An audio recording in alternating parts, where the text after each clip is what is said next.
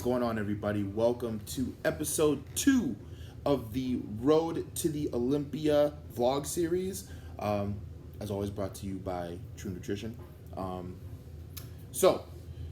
in case you're wondering about the shirt, I'm a huge anime fan, so naturally, I gotta represent Super Saiyan 3 Goku. Anyway, so we are currently 5 weeks and 5 days out from the Chicago Pro.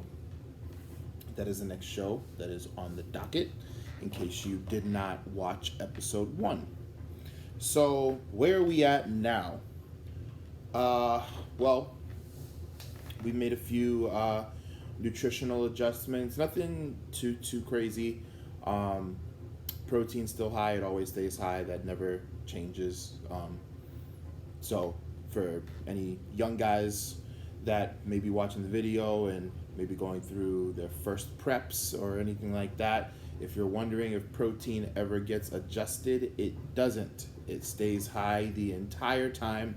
The only time during a prep that protein will be manipulated in any way is the day before the show and the day of the show, just to protect digestion and minimize or eliminate distension, if there is any, as much as possible. Otherwise, you should be eating high protein the whole time. Anyway, with that said, so carbs are decreased a bit, not a whole lot. So I was eating carbs in meals 1 through 5. 6 was a no carb meal. Excuse me.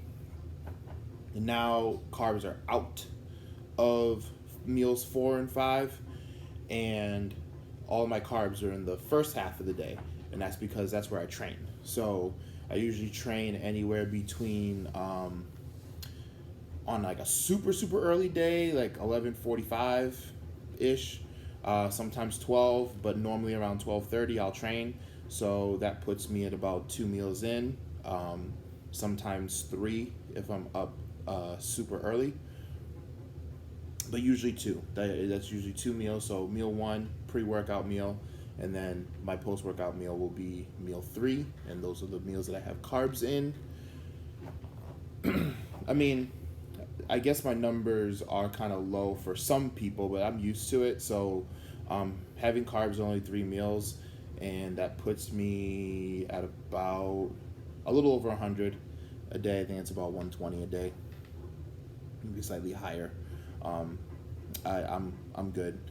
I can tell that my energy is a little bit lower. My performance in the gym is still high. I'm still hitting PRs and all of that, but like the rest of the day, I can tell that I'm ever so slightly more sluggish than I was used to. So, but that's just the name of the game. It's only going to continue to get worse. I use the word worse loosely, just because I enjoy this a lot. So, this just comes with the territory. So once you've experienced it enough times, it's really not that big a deal. You just learn to mentally and physically and emotionally adjust to it. You understand that this is what it is. This is how you're going to feel. And you continue to trudge forward, because the long-term goal is what is important, not what you are feeling right now. So, what's next? Oh, training split. Okay, so I was training 6 days a week. It was literally legs, posterior chain actually. So a little bit of back and a little bit of back, hamstrings and glutes, and maybe like 1 quad movement in there. And I was doing push A, then I was doing pull A, and I was doing a full leg day. Still ham and glute focused, but there was a little bit more quad in there. Push again, push B and pull B. Since the food has come down, I let that ride for 1 more week, and I realized that I was probably overtraining a little bit, and that was marked by the increase in sluggishness that I was kind of feeling. Additionally, my weight was going up. I'm happy with my look, and I am happy with my look, especially where my weight is at. I was 226.8 this morning. I was actually 230 a couple days ago. Considering my weight, I am happy with the way it looks, but obviously we have a weight limit to hit, which is 212. So we can't just be happy with the look and, let the body do what it wants to do. Unfortunately, we have to kind of force it to go in a certain direction. So that's what we're doing now.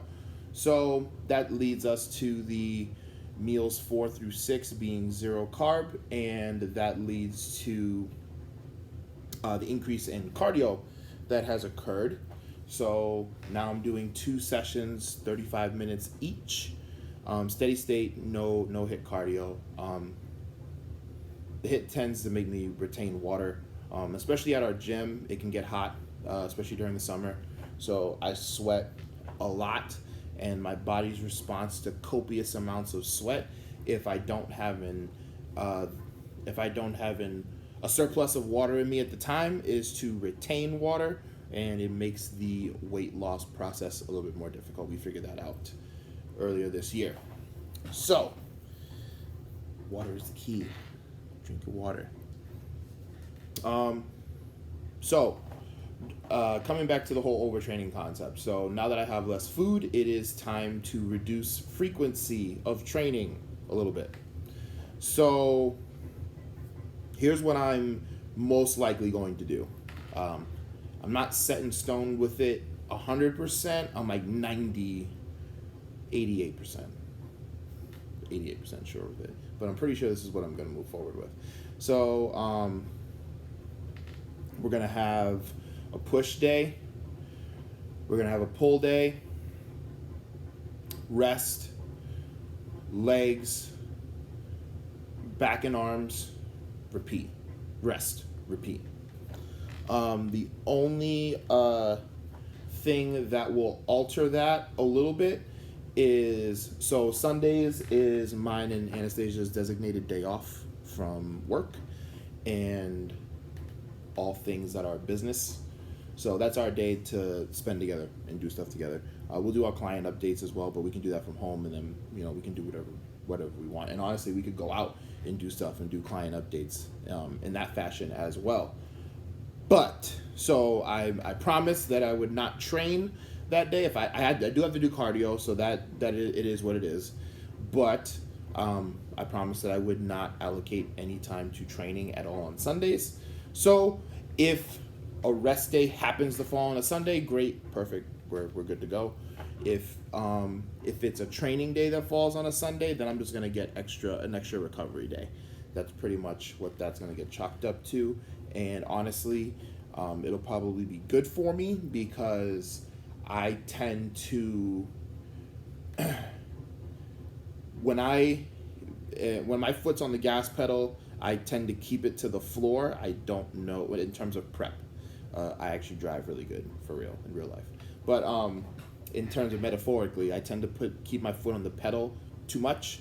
And a lot of times having more rest is really what I need in order to make the progress that I'm looking for, not to continue pushing on the gas pedal and pushing forward and continuing to try and chop down obstacles and walls to get my body to do what it wants. That's very hard for me to do. So having that designated day off and me promising that I wouldn't train that day is actually going to not in addition to obviously keeping our relationship healthy, do from a bodybuilding standpoint what we want it to do. So the main focus of that training split still is posterior chain. As you can see, I have a pull day, and then what I do plan on doing is I will have a little bit of hamstring volume on each of my pull days, even if it's just one movement, 2 or 3 sets of some sort of leg curl. I am going to have some sort of hamstring volume. So that's going to happen. I might have a little bit of the same thing, but with arms on the leg day, just to make sure that I'm touching arms in some form or fashion every time I step into the gym. I did that last year, and it actually worked really, really well. So I'm gonna go. I'm just working my way back into what I've done that has proven to work very well. Um, let's see. So that's probably what I'm gonna do from a split standpoint. Um, I believe I talked about in episode 1, about the volume reduction from the higher volume training I was doing before, just to continue to preserve recovery and promote strength progression, which, as if any of you have followed me for any amount of time, you know that encompasses everything that I believe in from a training standpoint. That is the base, the crux of it. Strength is king. So that is the focus of training, continuing to get stronger for as much of the prep as possible. That is pretty much it. That's all that's going on right now. Be sure as well to check out the podcast episode I did on Think Big Bodybuilding Media with Scott McNally, also of True Nutrition, and Dr. Scott Stevenson. We delve into what's going on with me personally, the prep, life in general, the gym. But we mostly talked about training, and we talked about progressive overload and the importance of it and how we kind of view it. So be sure to go check that episode out on Think Big Bodybuilding Media. This one is a little bit shorter than the last one. Like I said, there weren't too many changes.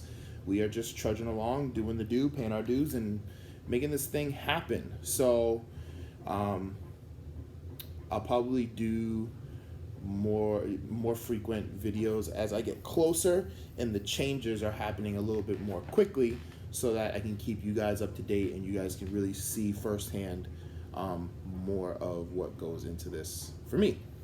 So anyway, thank you guys for watching and listening. Greatly appreciate it. And once again, this video is brought to you by my sponsor, True Nutrition, which I appreciate those guys for always looking out for me and having my back this year and going into these shows and going into the Mr. Olympia contest, because I will be in that show no matter what. I'm going to keep saying it because it's true. It's going to happen. Anyway, guys, thank you very much, and I will talk to you guys again soon on the next video. Peace.